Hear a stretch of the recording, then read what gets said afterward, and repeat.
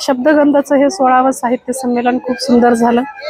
कालपासून मी पाहतीये आणि खूपच छान हे सगळं आयोजन केलेलं आहे शब्दगंध परिवार आणि सुनील गोसावी, राजेंद्र उदागे सर आणि त्या सगळ्यांनी। तर आनंद होतोय। ह्या संमेलना अशी छोटी छोटी संमेलनं प्रत्येक ठिकाणी होत राहणं फार गरजेचे आहेत, कारण प्रत्येक लेखकाला अखिल भारतीयला किंवा विभागीय संमेलनामध्ये संधी देताच येते असं नाही।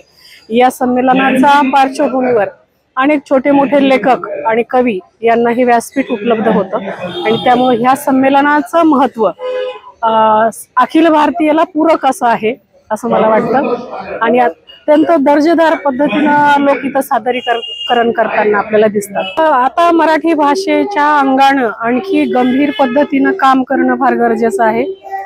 बोली भाषेच्या अंगानं जे आपल्या वेगवेगळ्या बोली भाषा आहेत, मराठीमध्ये प्रत्येक गावानुसार भाषा बदलते, तर त्या भाषांना संकलित करून साहित्यामध्ये त्या कशा वापरता येतील, भाषा अजून समृद्ध कशी होईल, मराठीमध्ये इतर भाषांचे ग्रंथ कसे अनुवादित होऊन येतील, या सगळ्यांचा लेखकांनी विचार करायला पाहिजे। अभिजात भाषेचा दर्जा दिला आहे, आपल्याला निधी उपलब्ध होणार आहे आता इथून पुढच्या काळामध्ये मराठीच्या संवर्धनासाठी शासन पातळीवरून।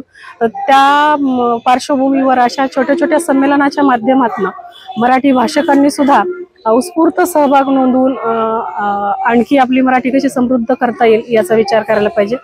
दुसरी गोष्ट की बाल साहित्य, किशोरवयीन साहित्य, हे युवा साहित्य जे नवी पिढी त्यांना आपण कसं जोडून घेऊ आणि कसं जोडून घेता येईल याचा सुद्धा आपण जास्त विचार करायला पाहिजे मराठी भाषक म्हणून। आणि मला वाटतं पुढच्या काळामध्ये ते होईल। आणखी वेगवेगळ्या पद्धतीचे उपक्रम राबवले जातील आणि वातावरण छान तयार होईल असं वाटतंय। 16 शब्दगंध साहित्य संमेलन महाराष्ट्र राज्याचं आज अहिल्यानगर येथे सावडी उपनगरातील कोहिनूर मंगल कार्यालय येथे मोठ्या दिमाखात पार पडले आणि गेल्या 2 दिवसापासून हे साहित्य संमेलन चालू होतं।